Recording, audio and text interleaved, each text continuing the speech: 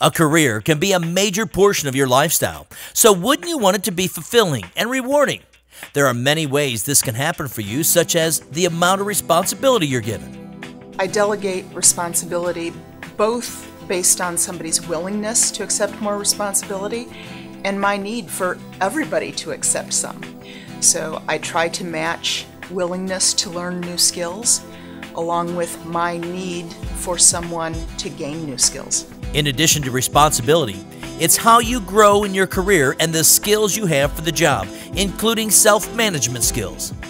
Universally, what I'm looking for are self-awareness skills. I need employees who are aware of how they're motivated, how they perform at their best, and how to manage all of those needs in the work environment.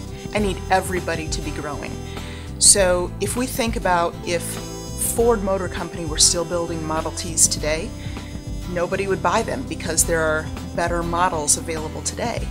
And my employees are the same way. If they don't grow along with my company, I'm going to need a new model. Attitude is everything. The attitude you have toward your position and how it relates to other team members can lead to your success. The old adage is that attitude is everything, and I can't stress that enough. It applies to yourself. It applies to your coworkers. What you believe you can do, and what you believe you can't, you'll never be able to. I love the I don't know, but I'll get it done attitude. Some people believe that attitude is the result of circumstances around you, but I believe that your circumstances are the result of your attitude. This isn't a chicken or egg question. Attitude always comes first. Your salary for your position. For most people, it will grow as you grow in your job. Well, when I interview employees, I don't emphasize salary. That's typically part of the screening process to make sure I'm interviewing a qualified candidate to begin with. But I'm more interested in matching an employee, their motivation, their skills, and their desire to grow with the position I have. I believe salary will come as you grow. Your productivity and accomplishment and how you solve issues in your work. So if we have what we believe is a performance problem, my first step is always to seek to understand. Let's sit down, have a conversation across the table, help me understand what's preventing you from getting your work done. Then we'll agree on solutions. And I'm going to follow up to make sure that we both uphold our end of the deal. If we have a consistent problem, which basically comes down to an unwillingness to apply the solutions we've agreed on, then it becomes more serious and there could be consequences, including losing your job. You can be in control of your career, including your growth in the business or company. These are all areas that will influence the success of your career. I'm looking for employees who are coming to help me run a great company. I don't want people to just show up to do the work. I want you to come and help me find better ways to do it, ways to make life better for our customers, ways to make life better for our employees. And that takes a great deal of initiative, a superior attitude, and a lot of willingness. You can be the employee the company doesn't want to lose.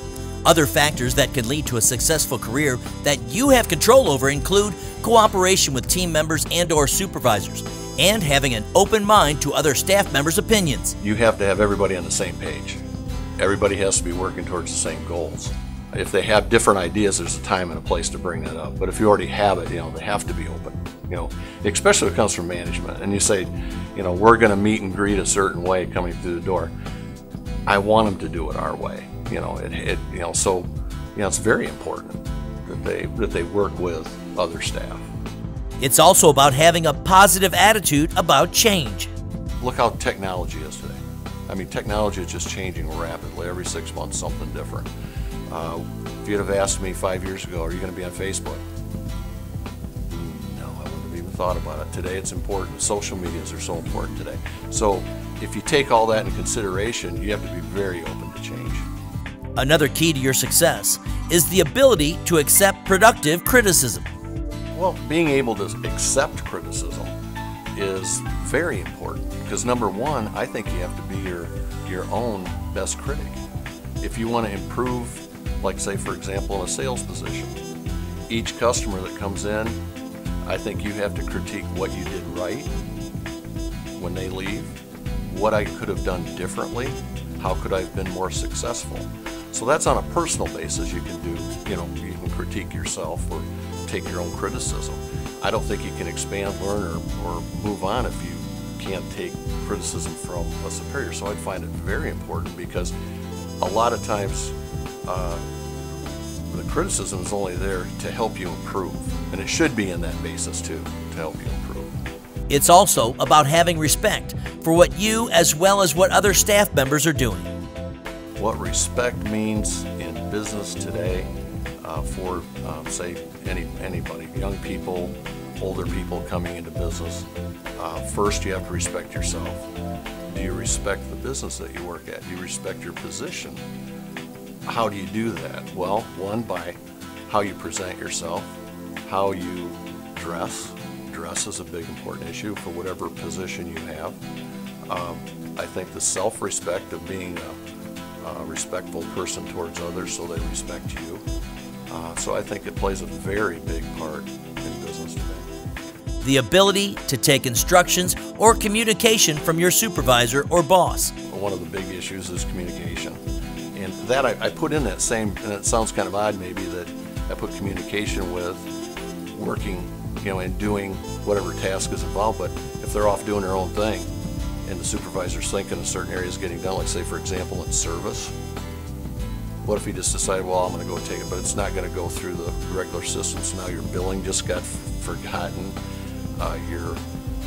maybe your scheduling was forgotten, and the customer's calling and finding out, well, what happened to my unit, or of course I reflect it back always to RVs or cars or whatever, but without that communication, without that cooperation of following a directive, you got some serious problems. So I consider that very important.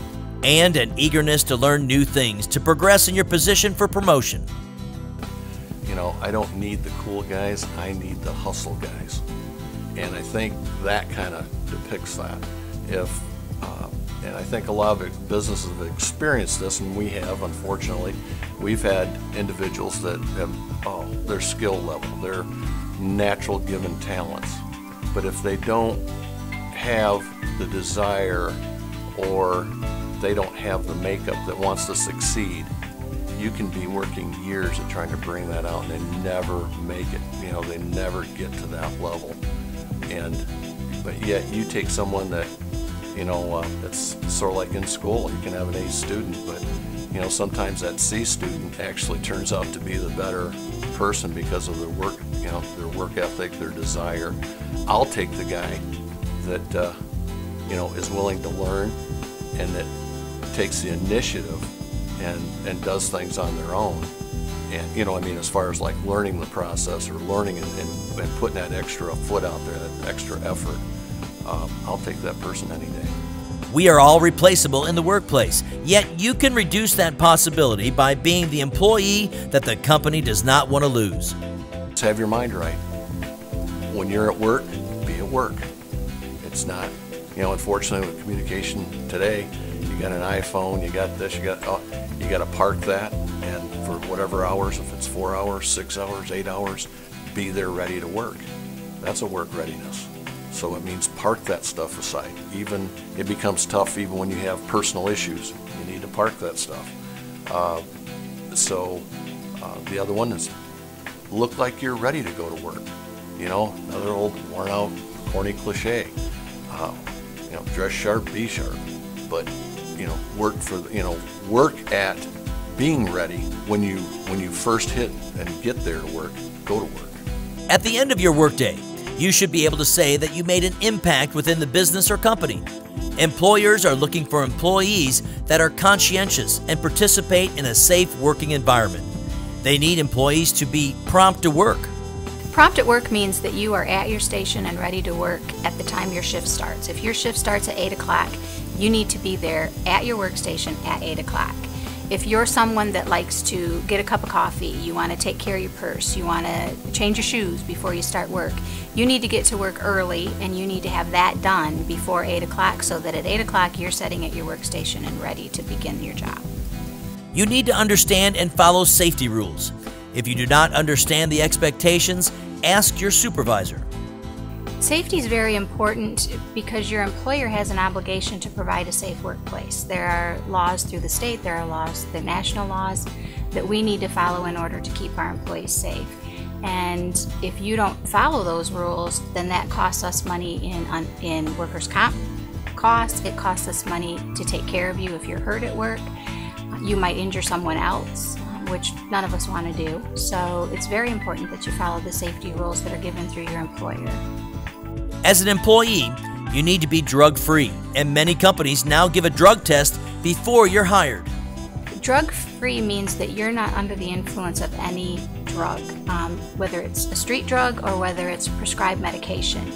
If you have a prescription that your doctor has given you and the bottle says you should not drive while you take this, it might cause drowsiness, you need to let your employer know that you're taking that drug because you might not be able to do your position.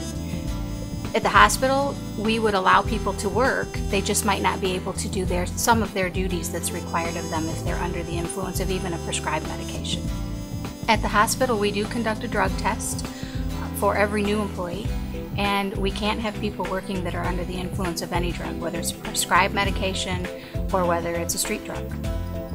Do not use cell phones during work productivity hours. Personal cell phones are not allowed at the hospital while they're working. We ask the employee that they keep them either in their locker, in their purse, in their car, and that they only use them during break times. And then we ask that they use them in non-patient areas, non-customer areas, so that they aren't perceived as being on personal business while they're at work. Appropriate attire and cleanliness are also very important. Cleanliness and appropriate attire are very important, especially if you're working with the public. They don't want to come and see a caregiver, especially at the hospital. They don't want to see a caregiver whose hair isn't clean or whose uniform has stains on it. They want to see somebody that looks professional. I think it's a respect issue that you are coming to your employer looking professional and want to present a good image for the employer. And it's a respect for your coworkers as well, that you are clean and well maintained. In any job you do, be professional. I think professionalism on the job means that you conduct yourself in a manner that looks well for your employer. We just talked about cleanliness. You look good while you're at work. You don't talk poorly. You don't use slang. You don't swear. You present a professional image as far as body language. You don't argue with customers or with patients. You follow the rules that your employer puts forth.